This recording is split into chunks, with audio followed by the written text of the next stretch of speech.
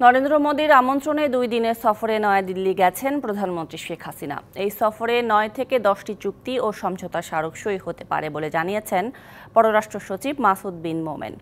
এবার তিস্তার পানির বন্টন নয়, বরং আলোচনা হতে পারে তিস্তার পানির ব্যবস্থাপনা নিয়ে। বিকেলে দিল্লি পৌঁছে এসব তথ্য জানান পররাষ্ট্র সচিব। সন্ধ্যায় ভারতের পররাষ্ট্রমন্ত্রী এস জয়শঙ্কর প্রধানমন্ত্রীর সঙ্গে সৌজন্য সাক্ষাতের কথা রয়েছে। 2 দিনের রাষ্ট্রীয় সফরে 91 সদস্যের প্রতিনিধি দল নিয়ে নয়াদিল্লিতে প্রধানমন্ত্রী শেখ হাসিনা শুক্রবার বিকেলে পালাম বিমানবন্দরে পৌঁছলে তাকে স্বাগত জানান ভারতের পররাষ্ট্র প্রতিমন্ত্রী শ্রী কীর্তিবর্ধন।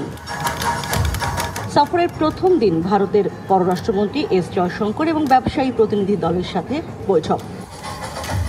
পররাষ্ট্র সচিব মাসুদ বিন মোমেন জানান 9 থেকে 10টি গুরুত্বপূর্ণ চুক্তি ও সমঝোতা স্মারক সই হতে পারে এই সফরে। এই পর্যন্ত প্রায় 9টা থেকে 10টা নিয়ে আমরা কাজ করছি। তো সেখানে বিভিন্ন ধরনের চুক্তি রয়েছে। ভিশন স্টেটমেন্ট আছে দুটো, একটা ডিজিটাল কোঅপারেশনের উপরে আর একটি গ্রিন পার্টনারশিপের উপরে, আর এছাড়া কিছু রিনিউয়ালও আছে।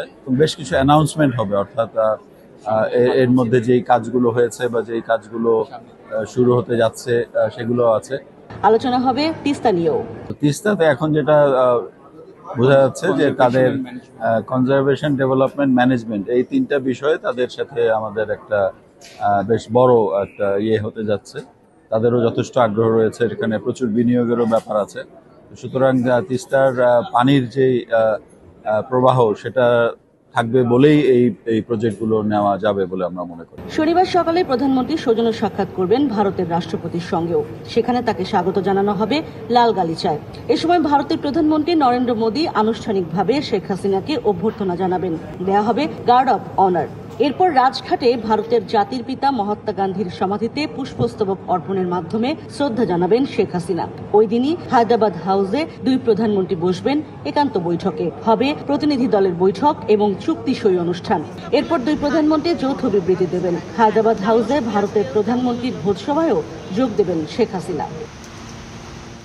নরেন্দ্র মোদী টানা তৃতীয়বার সরকার গঠনের পর ভারতে কোনো সরকার প্রধানের এটি প্রথম রাষ্ট্রীয় সফর, আর 2 সপ্তাহের ব্যবধানে এটি তার দ্বিতীয় সফর। মাত্র 13 দিনের মাথায় দ্বিতীয়বারের মতো সফর করছেন প্রধানমন্ত্রী শেখ হাসিনা দিল্লি, যেটি আসলেই এক ধরনের যুগান্তকারী ঘটনা।